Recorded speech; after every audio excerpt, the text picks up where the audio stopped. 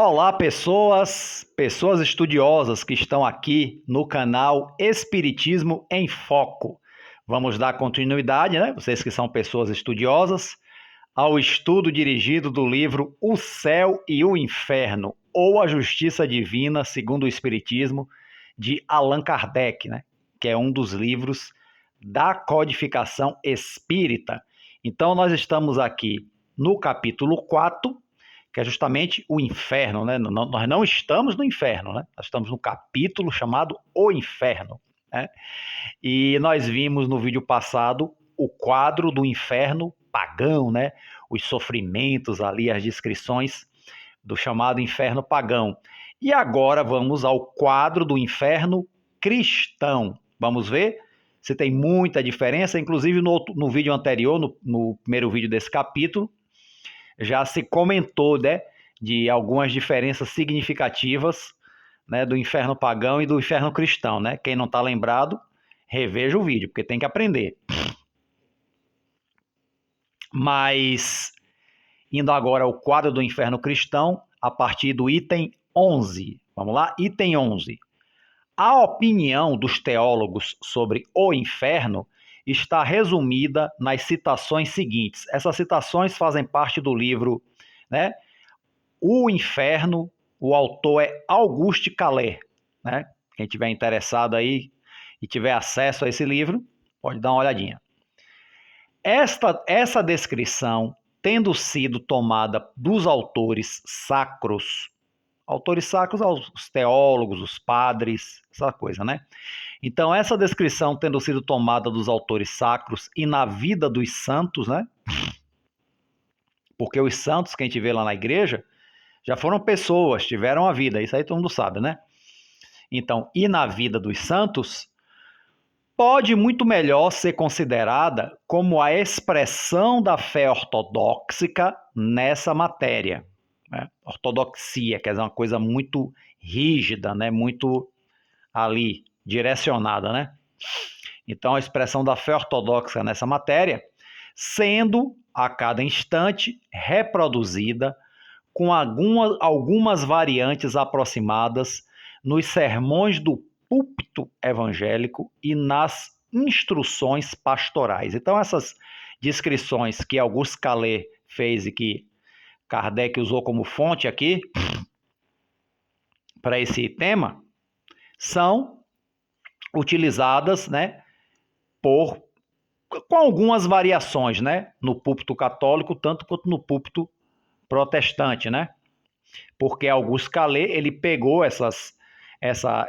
ele pesquisou justamente das práticas religiosas das igrejas, né?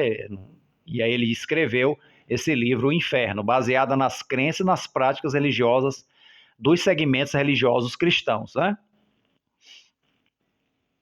Bom, item 12.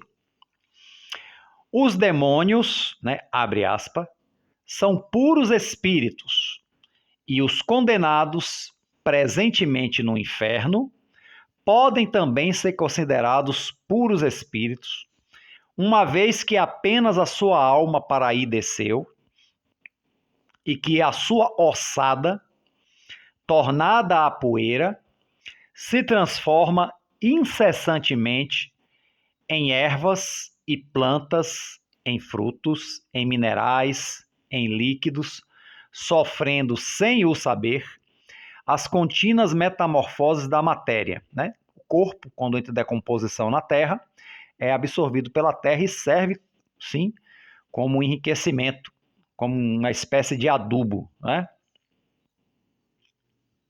Então, continuando aqui, a citação, né, do livro de Auguste Calais.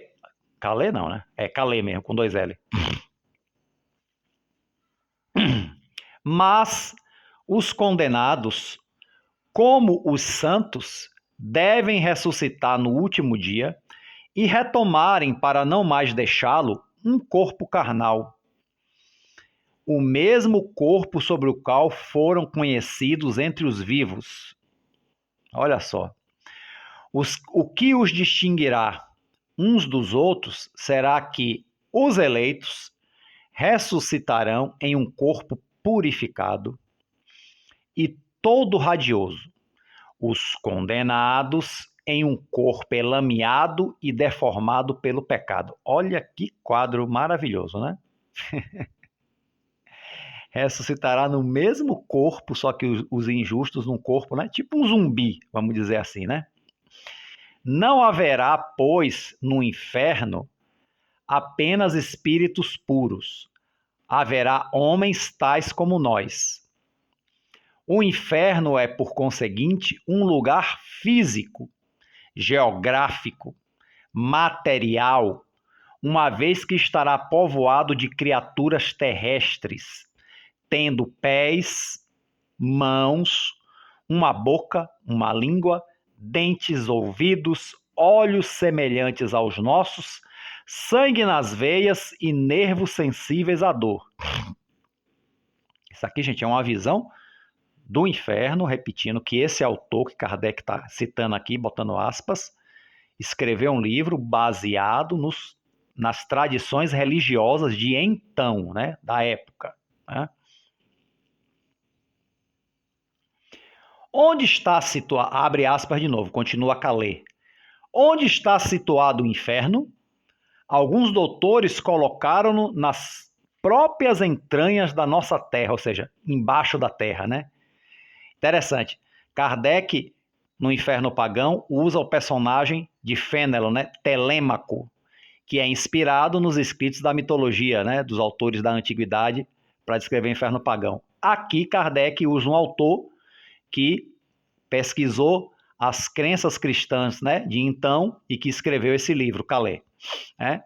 Isso é para pegar as referências daqueles que se aprofundaram no tema. Né? Então, assim, onde está o inferno? Alguns doutores colocam-no nas próprias entranhas da nossa terra. É o que as pessoas que acreditam no inferno acreditam até hoje, né? Outros, não sei em qual planeta. Quer dizer, alguns acreditam que o inferno é em outro planeta. Inclusive, tem um autor britânico, conhecido pelo seu livro Admirável Mundo Novo, né? Chama-se Aldous Huxley, que ele faz uma pergunta. Será o nosso mundo, quer dizer, aqui o planeta Terra, o inferno de outro planeta? Né? Interessante, né? Eu acho que ele se inspirou nessas colocações aqui para fazer essa pergunta, né? Mas a questão não foi decidida por nenhum concílio, ou seja, não houve unanimidade. Esta-se, pois, sobre esse ponto, reduzida a conjecturas, quer dizer, a possibilidades, a especulações. A única coisa que se afirma é que o inferno, em qualquer lugar que esteja situado, é um mundo composto de elementos materiais, mas um mundo sem sol, sem lua, sem estrelas, mais tristes, mais inóspito, mais desprovido de todo o germe, de toda a aparência do bem, do que o são as partes mais inabitáveis desse mundo onde nós pecamos. Então o inferno seria igual ao nosso mundo no que tem de pior, né? No que tem de pior, e sem o sol, sem a lua, sem as estrelas, né? Sem nada de bom. Pronto. Continua. Abre aspas. Os teólogos circunspectos não se arriscaram a pintar, à maneira dos egípcios, dos hindus e dos gregos, todos os horrores dessa morada. Quer dizer, você vê que a gente viu pelo Inferno Pagão que a descrição são com detalhes, né, das situações infernais lá no Tártaro, né, do Inferno Pagão. Mas os teólogos mais discretos, quando ele fala aqui circunspectos, ele não foi tão ousado quanto os antigos, aqui no caso citando egípcios, hindus e gregos, né? Todos os horrores dessa morada. Limitavam-se a mostrar como um modelo o pouco que a escritura dele revela. O lago de fogo e de enxofre, né? O enxofre, que é o fedor do inferno, né? Na verdade, enxofre, gente, é só um elemento químico, utilizado para muita coisa, né? Mas associaram ao inferno. Vamos lá, né? Mas vamos lá. Então, lago de fogo e de enxofre do Apocalipse e os vermes de Isaías, esses vermes eternamente formigando sob as carcaças do Tofel, e os demônios atormentando os homens aos quais perderam, e os homens chorando e rangendo os dentes, segundo a expressão dos evangelistas. Então, os teólogos mais circunspectos, mais moderados, descrevem esse inferno, né? Então, assim, os vermes formigando os condenados, como acontece com o corpo, né, em decomposição, né? O cheiro de enxofre, o lago de fogo, né? E os choros, os gemidos, os ranger de dentes, né? Lá dos condenados. Pronto. Santo Agostinho, né? Santo Agostinho, que era o padre teólogo na época, que hoje é um dos espíritos que é responsável também pela codificação do espiritismo, né? Santo Agostinho não concorda que essas penas físicas sejam simples imagens de penas morais. Não.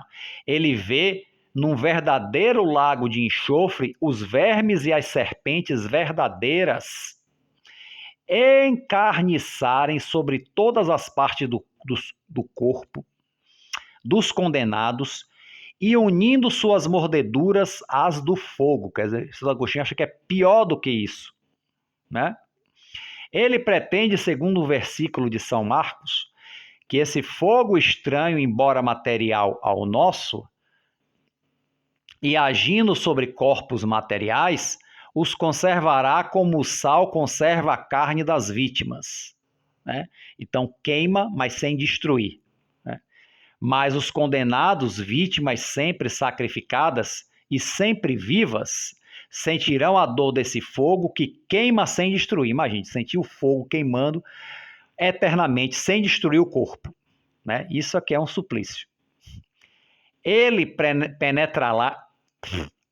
penetrará sob sua pele, quer dizer, por baixo da pele. Estarão dele embebidos e saturados em todos os seus membros, na medula dos seus ossos, na pupila dos seus olhos, nas fibras as mais escondidas e as mais sensíveis do seu ser. A cratera de um vulcão, se pudessem aí mergulhar, seria para eles um lugar de refrigério e de repouso. Ave Maria, quer dizer, a lava de um vulcão é muito suave perto desse fogo do inferno que consome por dentro os ossos, as pupilas do olho. Imagine. Por isso que as pessoas tinham tanto medo. Imagine, né? Viver com medo desse. Continuando, abrindo aspas. Assim falam com segurança os teólogos mais tímidos. Olha que coisa. Os teólogos mais tímidos, os mais discretos, os mais reservados. Quer dizer, pode ser, tem descrição até pior, né? Eles não negam, aliás, que haja no inferno outros suplícios corporais. Dizem somente que, para falarem deles, não têm um conhecimento suficiente tão positivo, ao menos daquele que lhe foi dado, do horrível suplício do fogo e do repugnante suplício dos vermes, né? A corroer o cadáver e o espírito lá no inferno o sente. Ok? Então, mas há teólogos mais ousados ou mais esclarecidos que fazem do inferno descrições mais detalhadas, como se estivessem estado lá, né? Imagine. Descrições mais detalhadas, mais variadas e mais completas. E embora não se saiba em que sítio do espaço esse inferno está situado, quer dizer, aonde está esse maldito inferno, né? Há santos que o viram. Então, há santos na tradição religiosa católica que relatam que viram o inferno, foram lá, viram e voltam para descrever aos homens, às mulheres, aos seres humanos, né? Para ali, não foram com a lira na mão igual a Orfeu, né? Que é do inferno pagão, ou com a espada na mão igual a Ulisses. Foram transportados em espírito. Santa Teresa está entre esse número. Então, Santa Teresa é uma das que viram o inferno e voltou para contar dentro dessa crença, dessa tradição, né? Bom lá. Parece, segundo o relato da santa, que há cidade no inferno, ou seja, existe uma cidade ou cidades no inferno, né?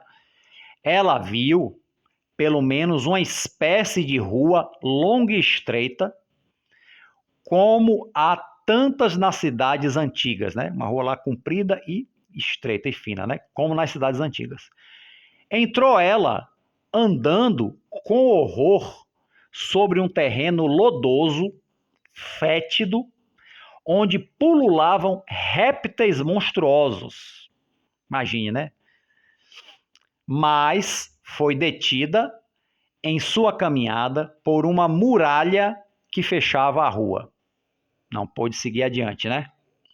Nessa muralha estava construído um nicho onde Teresa se agachou, sem saber muito com isso, sem saber muito como isso aconteceu. Se agachou, ela tinha um nicho lá no muro, ela se agachou para ver. Era, disse ela, o lugar que lhe estaria destinado se abusasse de sua vida, das graças que Deus derramou sobre a sua cela de Ávila. A cela, no caso, no convento, o quarto das freiras se chama cela. Então, esse nicho no muro era onde ela ficaria se não fosse uma boa menina. Isso que ela quis dizer aqui. Já viu lá o de... não, aqui, isso aqui, vai ficar aqui. Né? Embora se introduzisse com uma facilidade maravilhosa naquele nicho de pedra, não podia nem sentar-se, nem deitar-se, nem estar de pé. Ia ficar só assim, encurvada, né? Ainda menos podia sair dali. Vixe, entrou e não sai mais? Essas horríveis muralhas, estando abaixadas sobre ela, a envolviam, né? A apertavam, parece que era uma coisa que ia comprimindo ela, né? Como se estivessem animadas, estivessem vivas. Parecia-lhe que a sufocavam e que a estrangulavam. E ao mesmo tempo que a esfolavam viva. Rapaz, esfolar é arrancar a pele, né? Nossa, viva. E ao mesmo tempo que a esfolavam viva e que a retalhavam em farrapos. Ou seja, tem nesses os teólogos mais ousados e a própria Teresa d'Ávila aqui já dá uma descrição mais detalhada do que a anterior, que fala só do fogo, do enxofre e tal, né? Que já é terrível por si só. Mas aqui está dando coisas mais detalhadas, um suplício diferente aqui, né? Além dos outros comuns, né? Então, e continua. E sentia-se queimar. Sempre tem que ter o fogo, o inferno, né? E sentia-se queimar, experimentava ao mesmo tempo todos os gêneros de angústias. Então o fogo também tinha. Além disso tudo, ela ainda se sentia queimar, né? Da descrição anterior do inferno. Olha só. De socorro, nenhuma esperança, quer dizer, nenhuma possibilidade de ninguém socorrê-la, ajudá-la. Tudo ao redor dela não era senão trevas, escuridão total, né? E, entretanto, através dessas trevas, percebia ainda, não sem estupor, a horrenda rua onde estava alojada e toda a sua imunda vizinhança, espetáculo para ela tão intolerável como o envolvimento de sua prisão. Quer dizer, não só o sofrimento daquela prisão, mas ainda tinha essa visão do inferno dos habitantes daquela rua lodacenta, pestilenta e tudo mais, né? Os répteis monstruosos foi uma das coisas que ela descreveu, né? Isso não era, sem dúvida, senão um pequeno canto do inferno. Outros viajores espirituais foram mais favorecidos. Favorecidos? Nossa, quer dizer, Santa Teresa viu um canto do inferno. Isso aqui foi só um canto do inferno que Santa Teresa descreveu, né? Outros viajores espirituais foram mais favorecidos, viram mais coisas, né?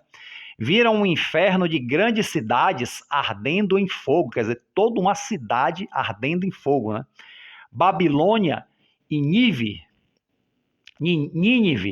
e mesmo Roma, né, a poderosa Roma, seus palácios e seus templos abrangidos, e todos os seus habitantes acorrentados. Quer dizer, uma cópia dessa cidade do inferno com seus habitantes em suplício eterno, né? Acorrentados. O traficante em seu balcão, os sacerdotes reunidos com os seus poderiam mais se afastar, elevando aos seus lábios para se saciarem copos dos quais saíam chamas. Vixe Maria. Aí também tá com sede, tem um copo, é quando pensa que vai beber uma aguinha, é chama, né? Aff. Lacaios ajoelhados nas cloacas ferventes, braços estendidos, e príncipes de cujas mãos se derramava sobre eles, lava devoradora de ouro fundido. Quer dizer, príncipes gostavam tanto de ouro, então ouro derretido, né, se despejava sobre ele, que é o mesmo que lava vulcânica, ouro derretido, né? É o mesmo sofrimento, a mesma queimadura, né? Outros viram no inferno planícies sem limites que os camponeses famintos cavavam e semeavam, e nessas planícies fumegantes, com seus suores, suas sementes estéreis, como não produzissem nada, esses camponeses se entredevoraram. Então viram também o inferno de camponeses tentando plantar alimentos para se alimentar nas planícies, e não davam nada, aí um começava a devorar o outro, viravam canibais. Né? Depois, tão numerosos como antes, tão magros, tão famintos, eles se dispersavam por bandos no horizonte, indo procurar, ao longe, mas em vão, terras mais felizes, logo substituídas nos campos que abandonavam por outras colônias errantes de condenados. Quer dizer, iam buscar outros lugares melhores que não existia, e o que eles abandonavam viam outros para passar pelos mesmos suplícios, né?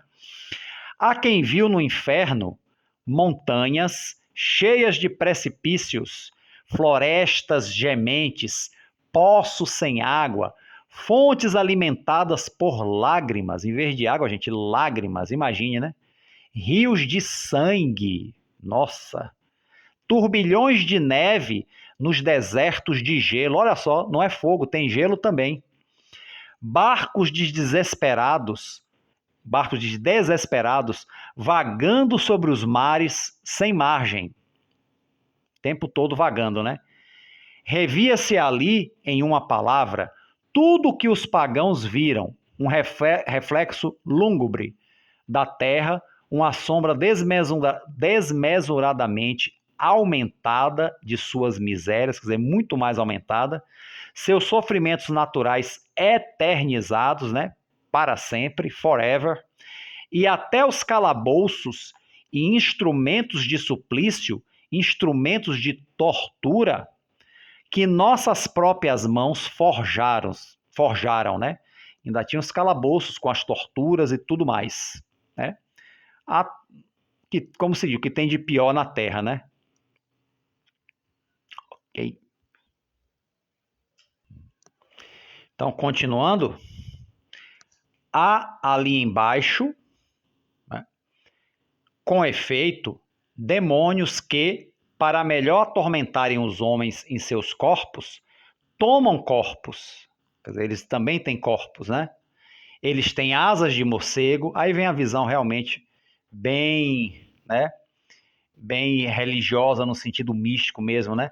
Eles têm asas de morcego, cornos, quer dizer, chifres, couraças de escamas, patas providas de garras, dentes afiados, são-nos mostrados armado de gládios, né? Gládio é uma coisa de gladiador, né? De bater, né? De forcas, de pinças, de tenazes ardentes, de serras, de grades, de foles, de clavas, e fazendo durante a eternidade com a carne humana o serviço de cozinheiro e de açougueiro. Quer dizer, todos esses instrumentos, essas armas, é para retalhar, esfacelar a carne, né, dos condenados, como se fossem açougueiros e cozinheiros. Aqueles transformados em leões ou víboras enormes, em corvos para arrancarem os olhos de certos culpados, e outros em dragões voadores para carregá-los sobre seus ombros e transportá-los muito assustados, muito sangrentos, gritando através dos espaços tenebrosos e depois deixá-los caírem em lagos de enxofre. Olha que coisa tenebrosa, realmente isso é a visão de um filme de terror, né? Eis aqui nuvens de gafanhotos, escorpiões gigantescos, cuja visão dá calafrios, cujo odor, né, dá náuseas, dá enjoo, cujo menor contato dá convulsões. Eis aqui monstros policéfalos. O que é policéfalo, gente? Várias cabeças. Abrindo por toda parte suas goelas vorazes, moendo, sacudindo sobre suas cabeças disformes longa cabeleira de áspides, moendo os réprobos, ou seja, os condenados, entre suas maxilas ensanguentadas e vomitando-os todo moído, mais vivos, porque são imortais. Estão pegando os condenados, mastigando e cuspindo vivo. Imagine. Não, não imaginem não, né? Vamos só estudar sem imaginar, né, gente? Não, não ninguém vai querer estudar mais isso aqui, né? Esses demônios, como forma sensível, que lembram tão vivamente os deuses do Ametil e do Tártaro, e os ídolos adorados pelos fenícios, né? Civilização muito antiga, os fenícios, pelos moabitas e outros gentios vizinhos da Judéia, né? Da área ali onde Jesus esteve, inclusive, né? Fenícios, moabitas, gentios, né? Não agem ao acaso. Eles não agem ao acaso. Cada um tem sua função e sua obra. O mal que eles fazem no inferno está em relação com o mal que inspiraram ou fizeram cometer na terra. Então veja, nota de rodapé. Singular punição em verdade, aquela que consistia em poder continuar em maior escala o mal menor que fizeram na terra. Seria mais racional que sofressem eles mesmos a consequência desse mal, em lugar de se darem ao prazer de fazer o sofrer a outrem. Ou seja, então o mal que cada um sofria era relativa ao mal que ele praticou. Então esses demônios, né, cada demônio era especial para um tipo de mal, para cada tipo de condenado, né?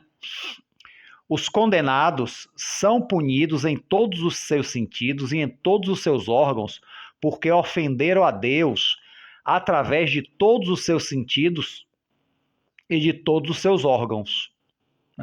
Punidos de um modo como gulosos pelos demônios da gula. Né? São gulosos demônios da gula. De outro modo, como preguiçoso pelos demônios da preguiça. Né? Cada um seu cada um, né? E de outro modo, como fornicadores pelos demônios da devassidão. Então, cada um com o seu demônio correspondente, né? E de tantas maneiras diversas, quantas maneiras diversas há de se pecar. Né? Terão frio, embora queimando-se, olha, mesmo queimando-se terão frio, e calor, embora entregelando-se, mesmo congelados sentirão calor. Estarão ávidos de repouso e ávidos de movimento ao mesmo tempo, e sempre famintos, sempre sedentos, e 1000 vezes mais fatigados do que o escravo ao final do dia, mais doentes do que os moribundos, mais quebrados, mais cansados, mais cobertos de chagas do que os mártires, e isso não terminará, porque é eterno. Nenhum demônio rejeita e nem jamais rejeitará a sua horrível tarefa. Eles adoram, né?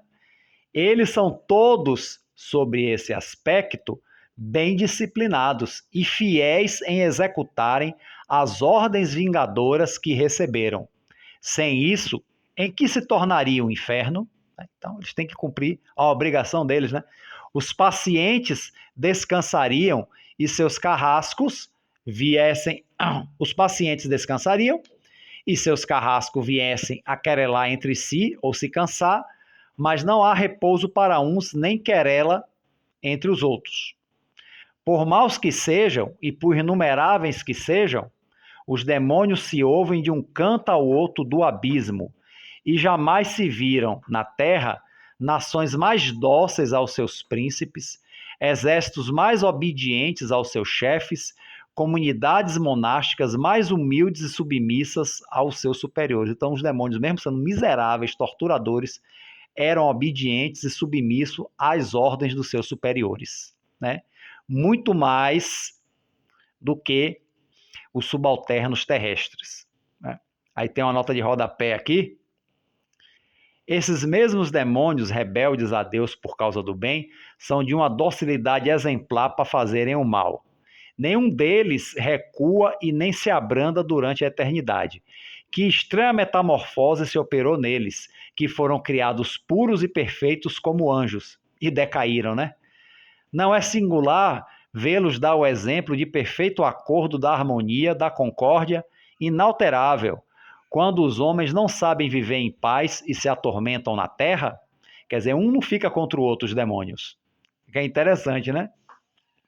Vendo o luxo do castigo reservado aos condenados e comparando a sua situação com a dos demônios, pergunta-se os quais se devem mais lastimar, os verdugos ou as vítimas, né? Kardec já faz aqui uma provocação, olha só. Continua, abre aspas.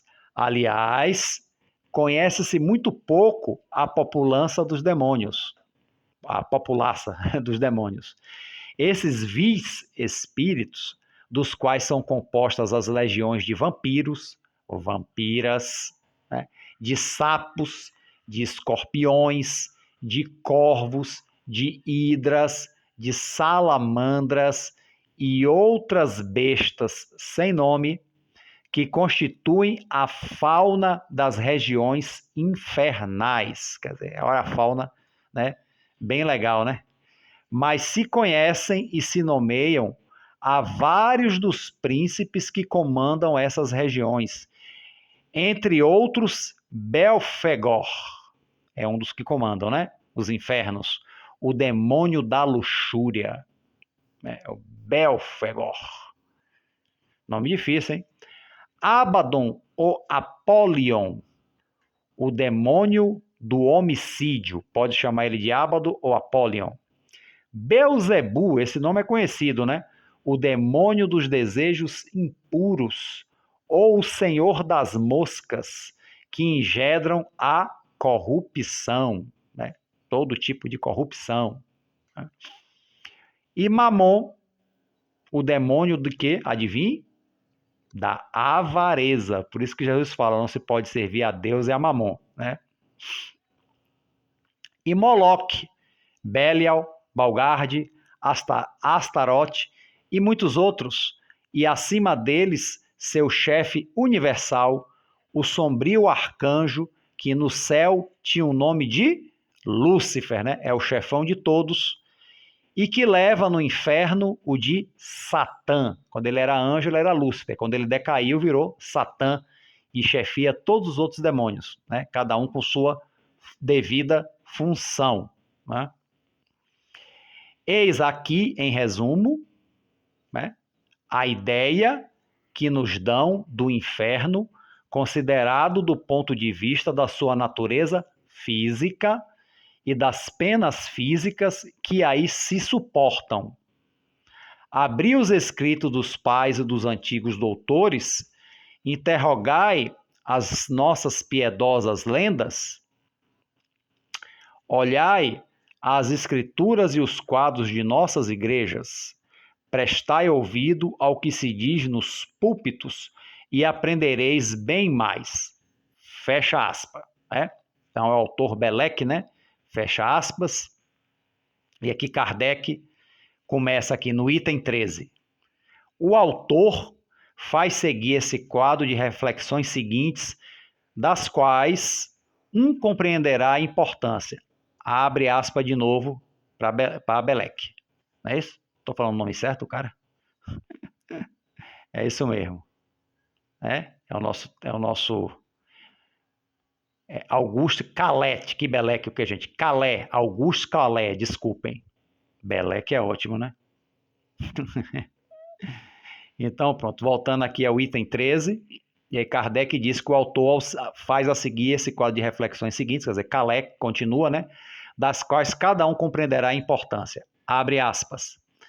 A ressurreição dos corpos é um milagre, mas Deus faz um segundo milagre, para dar a esses corpos mortais já usados, uma vez pelas passageiras provas da vida, já uma vez aniquilados, né, já mortos, né, a virtude de subsistirem sem se desfazerem em uma fornalha onde se evaporam os metais. Olha só. Que se diga que a alma seja seu próprio verdugo, que Deus não persegue, mas que a abandona no estado de infelicidade que ela escolher, né? Quer dizer, Deus não mais quer escolher a infelicidade e Deus larga para lá, né? Isso pode-se, a rigor, compreender, embora o abandono eterno de ser extraviado e sofredor pareça pouco conforme a bondade do Criador, né? Mas o que se disse da alma e das penas espirituais não se pode de nenhum modo dizer-se dos corpos e das penas corporais. Para perpetuar essas penas corporais, não basta que Deus retire a sua mão. É preciso, ao contrário, que a mostre, que intervenha, que atue, sem o que o corpo sucumbiria. Então aqui você vê que os corpos, de alguma forma, ressuscitam no inferno, porque são, né, suplícios físicos aqui, né? E a mão de Deus tem que estar presente para que esses corpos não sejam aniquilados, o suplício continue eterno. Imagine, né? E o cara que está descrevendo isso, apesar de descrever essa crença toda, ele fala, isso aí não está muito conforme a bondade do Criador, né? Ele já faz aqui um adendozinho, né? Bom, abre aspas de novo para Calé. Os teólogos supõem, pois, que Deus opera com efeito depois da ressurreição esse segundo milagre do qual falamos. Tira primeiro do sepulcro que os devora os nossos corpos de argila, retira-os tais como encontraram, com as suas enfermidades originais e suas degradações sucessivas de idade, da doença e do vício. Então, do jeito que o cara morreu, a mulher morreu, tira desse jeito, né? Nolo restitui nesse estado decrépitos, friorentos, gotosos, cheios de necessidades sensíveis a uma picada de abelha, cobertos de ignomias que a vida e a morte imprimiram, e eis aí o primeiro milagre. Levantar corpos assim. Depois, a esse corpo medíocre, pronto para retornar ao pó de onde saiu, inflige uma propriedade que jamais teve, e eis o segundo milagre. Infringe-lhe a imortalidade, quer dizer, ele ressuscita esse corpo, infringe a imortalidade. Infringe-lhe a imortalidade esse mesmo dom que, em sua cólera, melhor dito, em sua misericórdia, ele retirara de Adão a sair do Éden. Quando Adão era imortal, era invulnerável. Quando deixa de ser invulnerável, ele se torna mortal. A morte seguia de perto a dor. Quer dizer, então, ressuscita esse corpo, torna ele imortal para o suplício eterno, né? Nesse inferno, né? A ressurreição não nos restabelece, pois, nem as condições físicas do homem inocente, nem nas condições físicas do homem culpado, né? É uma ressurreição somente das nossas misérias, mas com uma sobrecarga de misérias novas. Quer dizer, ressuscita aquelas misérias físicas e morais com o acréscimo, a sobrecarga de mais misérias, misérias novas, infinitamente mais horríveis. E, em parte, uma verdadeira criação e a mais maliciosa que a imaginação tenha ousado conceber. Deus se reconsidera e, para acrescentar aos tormentos espirituais dos pecadores, tormentos carnais que possam durar sempre, infinitamente, eternamente, né? Muda, de repente, por um efeito de seu poder, as leis e as propriedades por ele mesmo estabelecidas, desde o princípio, aos compostos da matéria. Quer dizer, ele mesmo muda as próprias leis, ressuscitando esses corpos, né? Vamos dizer assim, está indo de contra as leis da natureza que ele mesmo criou. Ressuscita as carnes doentes e corrompidas e, unindo num nó indestrutível esses elementos que eles mesmos tendem a se separar, mantém e perpetua contra a ordem natural, né? A ordem da natureza, essa podridão vivente. É uma coisa que está fora da ordem natural. É a mesma coisa que os zumbis dos filmes, né? Não tem sentido aquilo ali, né? Lança no fogo, quer dizer, pega esses corpos ressuscitados, lança no fogo, não para purificá-la, mas para conservá-la tal como é, sensível, sofredora, ardente, horrível, tal como a quer, imortal. Né? Só melhora, né, gente? Só melhora, né? Faz-se de Deus, por esse milagre, um dos verdugos do inferno, porque se os condenados não podem imputar senão a si mesmos seus males espirituais, eles não podem, em contrapartida, atribuir os outros senão a Deus. Então, na verdade, o pior verdugo do inferno nessa visão não é os demônios, não é o diabo, não é Satã e seus demônios, é o próprio Deus, né? Se a gente for levar isso aqui ao pé da letra. Seria muito pouco, aparentemente, abandoná-los depois de sua morte à tristeza e ao arrependimento e a todas as angústias de uma alma que sente perder o bem supremo. Deus irá, segundo os teólogos, procurá-los nessa noite, no fundo desse abismo, chamá-los-á um momento na claridade, não para consolá-los, mas para revesti-los de um corpo horrendo, flamejante, imperecível, mais empestado do que o vestido de Dejanira, e então que os abandona para sempre. Esse Deus realmente, né? Não tem nem palavras, né, para essa descrição aqui. Não os abandonará mesmo, pois que o inferno não subsiste, assim como na terra e o céu, senão por um ato permanente de sua vontade, sempre ativa, e que tudo se esvaneceria se cessasse de tudo sustentar. Então, Deus mantém esse inferno por sua vontade. Terá, pois, sem cessar, a mão sobre eles para impedir seu fogo de se apagar e seus corpos de se consumirem, querendo que esses infelizes imortais contribuam pela perenidade do seu suplício,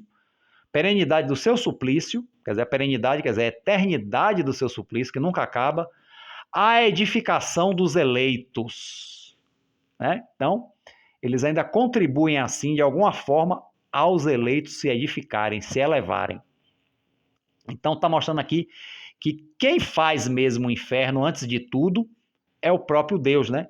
E que os demônios, eles só administram e fazem as torturas, mas porque é da vontade de Deus também, né? Bom, fecha aspa, né? Aqui da citação do livro do autor que Kardec está usando aqui, né? Calé, né? Item 14, agora volta aqui a fala de Allan Kardec. Dissemos, com razão, que o inferno dos cristãos havia exagerado dos pagãos. Lembra? No capítulo, no início, né? No primeiro vídeo. É o inferno pagão mais exagerado, piorado, né? No Tártaro, que é o inferno pagão, com efeito, vêm-se os culpados torturados pelo remorso, sempre em razão de seus crimes e de suas vítimas, oprimido por aqueles que oprimiram em suas vidas, né? Tipo colhendo aquilo que plantaram, né? São vistos fugirem à luz que os penetra e procurarem em vão escapar aos olhares que os perseguem. O orgulho é aí, né, nesse Tártaro, rebaixado e humilhado. Todos carregam os estigmas do seu passado. Todos são punidos pelas suas próprias faltas. A tal ponto que, para alguns, basta entregá-los a si mesmo, porque se julga inútil acrescentar-lhes outros castigos. Quer dizer, muitas vezes nesse Tártaro, o próprio condenado se tortura, não precisa nem dos outros para torturaram, né? Mas essas são sombras, quer dizer, alma com seus corpos fluídicos. No Tártaro, no inferno pagão, são sombras, já são corpos fluídicos, não o corpo físico que morreu. Mas essas são sombras, quer dizer, almas com seus corpos fluídicos, imagem de sua existência terrestre, uma imagem, um reflexo. Né? Não se veem aí homens retomarem seus corpos carnais para sofrerem materialmente, nem o fogo penetrar sob sua pele e saturá-los até a medula dos ossos, nem o luxo e o refinamento dos suplícios que são a base do inferno cristão. Olha a diferença, né? No Tártaro é a sombra, um reflexo do corpo. E no inferno cristão é o corpo físico ressuscitado, colocado no inferno para sofrer os suplícios de forma material. Né? Encontram-se aí juízes inflexíveis, quer dizer, no inferno pagão, nos tártaros, né? Encontram-se aí juízes inflexíveis, mas justos. São inflexíveis, mas são justos, que proporcionaram a pena à falta, quer dizer, o sofrimento de acordo com a falta cometida. Ao passo que no império de Satã, quer dizer, no inferno cristão, todos são confundidos nas mesmas torturas. Tudo aí está fundado sobre a materialidade. A própria equidade dele está banida. Há, sem dúvida, hoje na própria igreja, muitos homens sensatos que não admitem essas coisas ao pé da letra. Quer dizer, ele está falando aqui, né? Hoje, na época que ele falou isso aqui, né? E hoje também, né? Está até melhor, né? Há, sem dúvida, hoje na própria igreja, muitos homens sensatos que não admitem essas coisas ao pé da letra e que não veem aí senão alegorias, quer dizer, metáforas, simbologias, né? Alegorias das quais é preciso apreender o espírito. Então não é só homens da igreja daquela época, hoje até mais do que naquela época de Kardec, né? Mas sua opinião não é senão individual e não faz lei. Quer dizer, a lei é acreditar nisso tudo aí, né? Só alguns mais sensatos não acreditam. Né? A crença no inferno material, com todas as suas consequências, não deixa de ser um artigo de fé. Então, a crença nesse inferno material descrito aqui é um artigo de fé. Né? Pois bem, item 15 e último item do capítulo. Perguntam-se de que modo os homens puderam ver essas coisas no êxtase e se elas não existem. Quer dizer, como é que os homens que diz que viram os santos, Santa Teresa, viram essas coisas no êxtase, desdobrados do corpo físico, se elas não existem, se é apenas uma crença, né? E perguntas de modo que de modo os homens puderam ver essas coisas no êxtase, se elas não existem. Aqui não é o lugar para se explicar a fonte das imagens fantásticas que se produzem às vezes com as aparências da realidade. Diremos somente que é preciso ver nisso uma prova desse princípio, que o êxtase, que é aquela coisa de sair do corpo e perceber plenamente o mundo espiritual, né? Pode que o êxtase é a menos segura de todas as revelações. Porque no êxtase você pode ver, a sua mente pode traduzir coisas com imagens fantásticas. E aqui ele bota aqui uma nota de rodapé, é só ver as questões 443 e 444 de O Livro dos Espíritos. Então, diremos somente que é preciso ver nisso uma prova desse princípio, que o êxtase é a menos segura de todas as revelações, porque esse estado de superexcitação não é sempre o fato de um desligamento da alma tão completo como se poderia crer, e que nele se encontra bem frequentemente o reflexo das preocupações da vigília, ou seja, esse reflexo está também às nossas crenças, aos nossos preconceitos. Então, o êxtase nem sempre ele é uma visão completa, né? Leiam sobre o êxtase nessas questões do Livro dos Espíritos. As ideias das quais o espírito está nutrido e das quais o cérebro, ou melhor, o envoltório perispiritual, né, nosso perispírito, correspondente ao cérebro, quer dizer, o nosso cérebro, podemos dizer assim, o nosso cérebro perispiritual, né, conservou a imagem, se reproduzirem amplificadas como uma miragem, quer dizer, uma imaginação, sobre formas vaporosas que se cruzam e se confundem, né, e compõem conjuntos bizarros. É muito parecido com aqueles sonhos bizarros que a gente tem, que não tem sentido, né? Os estáticos, né, que entra nessa questão do êxtase, os estáticos de todos os cultos viram sempre coisas em relação com a fé a qual estavam penetrados. Eles não viram coisas que não faziam parte dos seus princípios de fé, das suas crenças, né? Então, assim, da fé a qual estavam penetrados. Não é surpreendente, pois que se aqueles que, semelhante a Santa Teresa, tal qual era, fortemente imbuídos de ideias do inferno, né? Como ela era uma religiosa, então muito imbuída das ideias do inferno, né? Tais como as descrições verbais ou escritas, tanto as descrições verbais nos púlpitos ou as descrições escritas nas escrituras, e os quadros que tenham visões que não são propriamente falando, senão a sua reprodução, e produzem o efeito de um pesadelo, né? Aqueles quadros, né, que pintam o inferno e tudo mais. Não são visões exatas, né? Muitas vezes produzem efeito de um verdadeiro pesadelo, como está dizendo Allan Kardec aqui, né? Podem dar até uma ideia, mas não reproduzem totalmente a verdade. Um pagão, cheio de fé, teria visto o Tártaro e as Fúrias, como teria visto no Olimpo Júpiter tendo o raio na mão.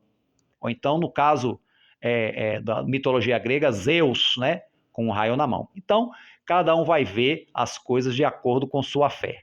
Ok? Então, assim, encerramos o capítulo 4, né?